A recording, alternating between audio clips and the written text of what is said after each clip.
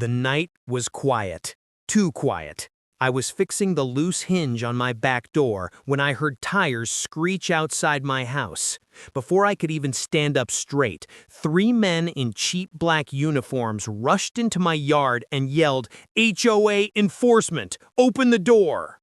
I froze for a second, not because I was scared, but because I knew my neighborhood didn't even have an HOA patrol. Still, they acted like they ran the whole street. One of them banged on my door so hard the glass shook. Another shouted, "You're violating community rules! Step outside now or we'll enter by force!" I walked toward the door slowly, keeping my voice calm. "And what rule did I break?" I asked through the screen. The tallest one smirked and waved a paper that looked like it was printed from a broken office printer. "Unauthorized fencing, illegal shed, and suspicious activity. This house is under HOA investigation." Suspicious activity? I hadn't even left home all day. Before I could say anything, they pushed the door open themselves, no warrant, no ID, nothing, and stormed inside like they owned the place. One guy kicked over my coffee table. Another ripped open drawers like he was searching for hidden treasure. The third one pointed at my family pictures and said, "This crap is not HOA-approved decor." I actually laughed for a second. That's when the leader snapped, "Wipe that smile off! We can arrest you for non-compliance!" Arrest? That word hit different, not because I feared them, but because I knew exactly what real arrest procedures looked like. I had trained hundreds of officers myself. These clowns had badges made of plastic and confidence made of air. Still, they kept destroying things, breaking my lamp, tearing my mail, shoving my furniture around like they wanted to provoke me. Then the main guy leaned in, inches from my face, and whispered, "You think you're safe here? Karen wants you gone. Permanently." That line didn't scare me. It told me everything. Someone was behind this. Someone entitled enough to send fake police to my home. I stepped back, letting them dig their own hole deeper. Because the truth they didn't know, the truth that would flip their world upside down, was hanging right inside my coat closet. My badge. My real one. And as they kept trashing my home, I thought quietly to myself, "You fools raided the house of a federal sheriff." They were still tearing through my living room when the front door slammed open again. This time it wasn't another fake cop, it was Karen herself. She stepped inside like she was entering a courtroom she owned, arms crossed, chin high, wearing that fake confident smile she always used when she wanted to humiliate someone. "Boys," she said loudly, "make sure you check the bedrooms. People like him always hide things." People like him. She didn't even bother to hide her disgust. Karen pointed at my TV and shouted, "Take that down! It's blocking the visual harmony of the street!" One of the fake officers actually nodded and smashed the screen with his baton. I felt the hit in my chest, but I kept my face still. I needed them to think I was powerless. Not because I was scared, because I needed them to cross the line completely. Karen stepped closer until she was in my personal space. "You were warned," she hissed. "This community is not for people who think they're above rules. I run this HOA. My approval is everything." She snapped her fingers at the fake officers. "Arrest him now." One of them grabbed my arm, twisting it roughly like he had done it 100 times, except he hadn't. His grip was sloppy, his stance weak. "You're resisting," he barked, even though I wasn't moving at all. I stared at him calmly. "You boys ever been in a real arrest training?" I asked softly. The man holding me flinched but didn't answer.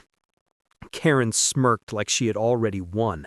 "He won't be asking questions when he's thrown out of this neighborhood," she said. "Move him outside. I want everyone to see him escorted out." That was her goal. Public humiliation.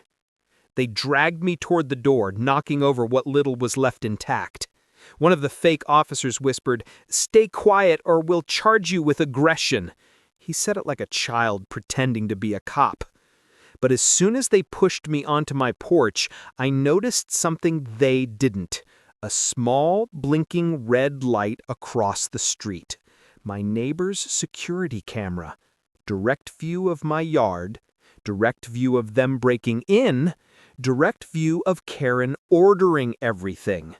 Perfect. Karen leaned in again and said, "Next time, don't test my authority." I looked straight at her and replied quietly, "Karen, you just tested the wrong person." She laughed. "Yeah, and who are you?" For the first time that night, I let a tiny smile show. "Someone you really should have checked before sending fake cops." Her face stiffened. The officer gripping my arm muttered, "What's that supposed to mean?" I didn't answer. Not yet. Let them sweat. Let them think they were in control for a few more seconds, because the twist waiting inside that closet would crush every bit of courage they thought they had. The moment they turned to drag me into the street, something inside the house beeped loudly, the security panel I installed months ago, and Karen's eyes widened when she realized what that sound meant. Backup was coming. Real backup. Karen froze when she heard the sharp beep, beep, beep echo from inside my house. The fake officers turned their heads, confused, like they weren't sure if they should run or act tougher. I didn't move. I just watched Karen's face drain of color as she whispered, What is that?" I shrugged casually. "The system you triggered when you broke my door." The leader of the fake cops stepped forward. "Don't try scaring us. HOA enforcement doesn't need permission to enter." He puffed out his chest, but even he kept glancing back at the sound. Karen snapped, "Shut it! He's bluffing!" But her voice cracked. She knew she wasn't sure anymore. Before anyone could say another word, headlights washed across the street, fast, bright, and too controlled to be random. The fake cops all stiffened. One even took a step back. Karen hissed, "Who called them? Who?" I kept my voice calm. "You really think a home raid goes unnoticed?" A marked sheriff SUV turned the corner, stopping right in front of my yard. Another unmarked black car followed. The fake cops panicked, pulling their cheap badges off their shirts like that would help. Karen clenched her teeth, whispering to them, "Stay in character. If you break, now we're done." But it was already too late. Two real deputies stepped out, hands resting near their holsters. "We got a home intrusion alert. Who's the homeowner?" The fake officer holding my arm tried to speak first. "We're HOA enforcement." The deputy cut him off instantly. "HOA doesn't have enforcement officers. Nobody moves." Karen stepped in front of him. "Officer, they work for me. This man violated community rules and we're handling—" "Ma'am," the deputy said, his tone suddenly cold, "step back." Karen opened her mouth again, but he raised a hand. "Now." She stumbled a little, shocked someone dared talk to her like that. The other deputy looked at me. "Sir, are you the resident?" I nodded. He glanced at the broken door, the smashed furniture visible from the entry, the bruises forming on my arm. "Do you want to press charges?" "I will, but not yet." Karen's eyebrows shot up. "Not yet! What game are you playing?" I looked at the fake cops, shaking, sweating, trying to stand still. The moment felt perfect. So I finally said the words that made all three of them freeze. "Deputy, go ahead and open that closet. My ID is hanging inside." He walked in, pushed the door open, and stopped. Then he stepped back out slowly, holding my real badge. Karen blinked hard, confused. The fake cops stared like they'd seen a ghost. The deputy spoke clearly, loudly, and with absolute authority. "Ma'am, gentlemen, you didn't raid a civilian's house tonight. He turned the badge toward them so they could see the gold glinting under the porch light. "You raided the home of a federal sheriff." Karen whispered, "No, no way, he can't be." I stepped forward, looking straight at her. "Karen, I'm the one who trains the real officers you pretended to send." Every fake cop went pale. And Karen, she finally understood the size of the mistake she made. But she had no idea the night was about to get worse for her. Much worse. Karen's mouth opened and closed, like she couldn't decide whether to scream or beg. The fake officers looked ready to run, but the deputies had already placed hands on their holsters. "Nobody moves," the deputy warned again, this time with the calm tone that meant trouble was coming. I finally stepped down from the porch, shaking the dust off my shirt. "Since we're all being honest now," I said, "let's talk about what you did tonight." The leader of the fake cops raised his hands. "Look, Karen told us this guy was dangerous. She said you were threatening the neighborhood. She paid you, didn't she?" I cut in. He swallowed hard but didn't deny it. Karen snapped. "They were hired for community safety. Nothing illegal happened." Her voice cracked at the end, like even she didn't believe herself anymore. I pointed at my shattered door, breaking and entering. At my ruined living room, property destruction. At my bruised arm, assault.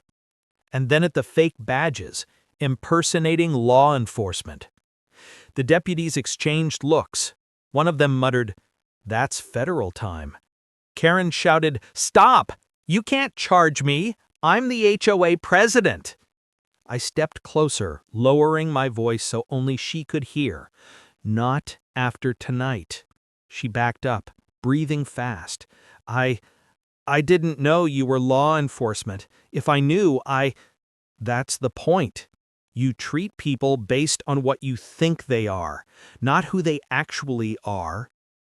Karen's lips trembled. Her entire world, the fake authority, the control, the bullying, was collapsing right in front of her.